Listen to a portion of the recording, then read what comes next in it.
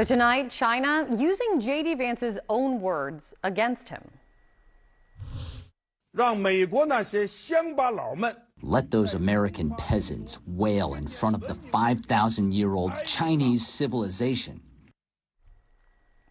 Directly hitting back at the vice president's comments last week, calling the Chinese peasants, which were not well received, as you can probably guess. It comes as the vice president also is bashing Europe in a new interview, saying this, quote, "It's not in Europe's interest and it's not in America's interest for Europe to be a permanent security vassal of the United States." Harry Enten is out front to tell me something I don't know. There is a lot. J.D. Vance has, even since before they got in office, very clearly has jumped on board with Donald Trump's isolationist America First kind of agenda when it comes to foreign policy. But do Republican voters agree at this point? Increasingly so. I mean, look, the percentage of Republicans who believe that the U.S. should have an active role in world affairs. I mean, look at this trend line dating back over the last few decades. I mean, this is very clear. It was 74% in 2004, 69%. That's a real shift. It's a real shift. Look at it now. It's just 54%. So it's the bare majority. That is within the margin of error. In fact, if you look at 2023, it was slightly under 50%, kind of vacillates back and forth of the 50% line. But Republicans are increasingly of the view that the U.S. should not, in fact, play an active role in world affairs. And J.D. Vance was also commenting in this interview on the Iraq war, suggesting that it could have been avoided if the Europeans had been a little more independent. What did you find about sentiment on that war? Yeah, I remember we were talking in the break. I remember when the Iraq war started, there were so few Republicans who were opposed to us going into the Iraq war. It was just 5% who opposed the U.S. going into Iraq. And now you look and you see what percentage of Republicans, in fact, say that it was not worth it. It's 53%. I never thought, Kate Baldwin, that I would see the day in which a majority of Republicans said it wasn't worth it to go to Iraq, especially considering where Republicans were at the start of the Iraq war. The president saw a lot of support from veterans, and obviously in the election. How are veterans feeling about him today? Yeah, so look, I'll tell you something that you don't know, Kate Baldwin. And that is this. You know, you might say, okay, with the more dovish Republican Party, maybe veterans would be less supportive of Republicans. That is not the case at all. If you look at the exit polls, compare 2004, which was right near the start of the Iraq War, to where we are right now, the 2024 election, veteran support for Donald Trump was about twice as large, his margin among veterans, than it was for George W. Bush. I looked at every exit poll I could find this century, and what you see is that George W. Bush, Donald Trump received more veteran support than any other Republican for president. That is fascinating, something I did not know. There you go. The ball is in China's court. China needs to make a deal with us. We don't have to make a deal with them. This after China, the world's largest market for airline purchases, reportedly is ordering its airlines to halt all deliveries of Boeing products, and with that, delivering a major blow to America's largest exporter. Out front now, Dan Ives, veteran tech stocks analyst, Peter Tuchman, longtime Wall Street trader, and the one and only Richard Quest. I feel like I should say to everyone out there, gird your loins. You're hopped up on the fact that you think that there's kind of a cascade of evidence now of how bad this could be. I don't think, I know. Boeing.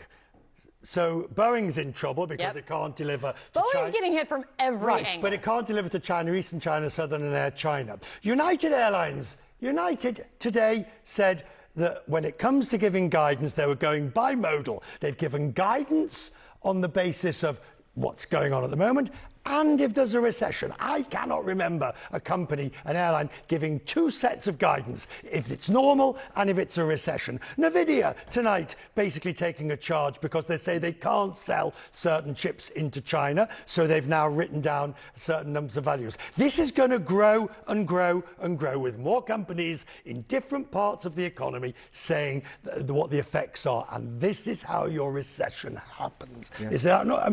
I think, look, I think you nailed it. But we're now starting to see this economic snowball go downhill. And if you look at it, Nvidia, You look at the Boeing, and I think that's the worry, is that you can't stop it. You can't have a choose your own adventure in terms of guidance coming from a major company. That does nothing to offer any confidence, says the person who knows nothing about any of this. Well, look, me and Pierre have talked about it. It's like you've cut big tech at the knees, and NVIDIA that's the first step in terms of what we're seeing. And look, and from a White House perspective, you're playing a game of high-stakes poker with China. And the reality is the market and the economy that's caught in the middle. I mean, you know what I think is fascinating, though, it is how China's response to it.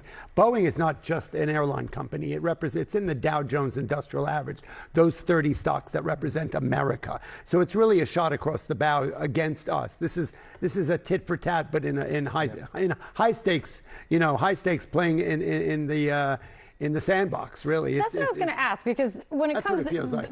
China's sending a message. China's sending a message. Huge. You also you heard from Caroline Leavitt. You've heard from others that Trump says that China needs a deal more than we do. Do you think that is accurate? No. Well, that shouldn't have to be the way it is. Look, at the end of the day, look, we should be aligned. Our motivation should be aligned, and it's not. That's why you're talking about this is a battle of egos.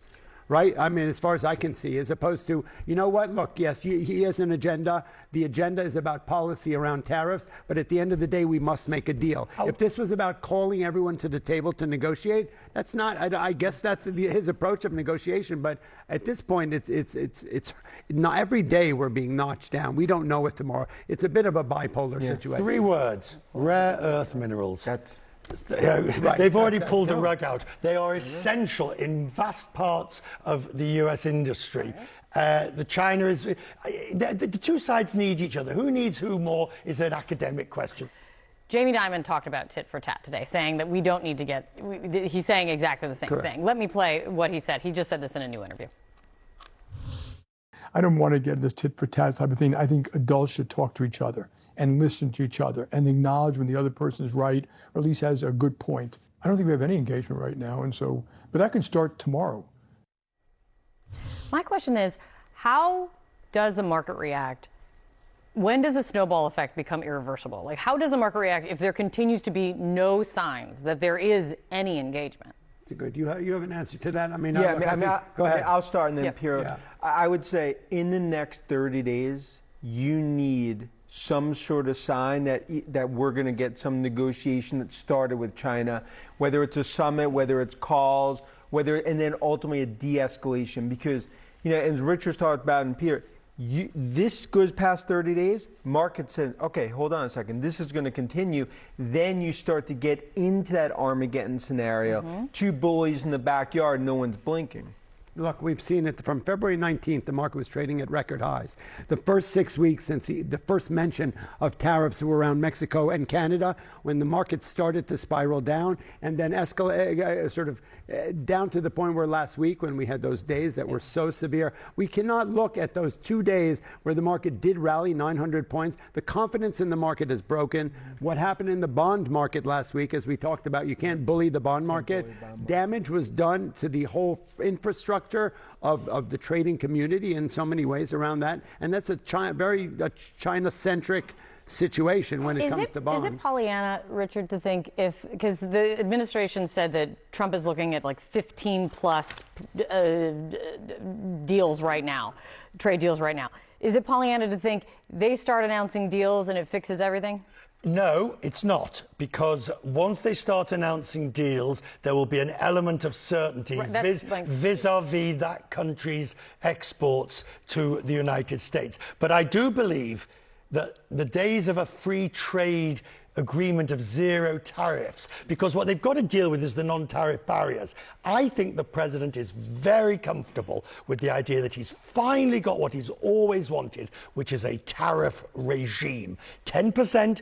The world can live with 10%, but he's finally forced the world. He's going to make the floor be 10. I cannot see that. But I would just add, you need to get deals on the table, whether it's Vietnam, whether it's South Korea. You don't get deals on the table by the end of this week, then market starts to be, okay, our deals are there. And it comes down to, as Pierre talked about, you can't bully the bond market. the 10-year speaks volume, and that forces the hand. You know what? The markets, look, history tells us the market can handle anything. We've been able to figure that, except the perfect storm. When it's like the wave, you get hit by wave after wave after wave.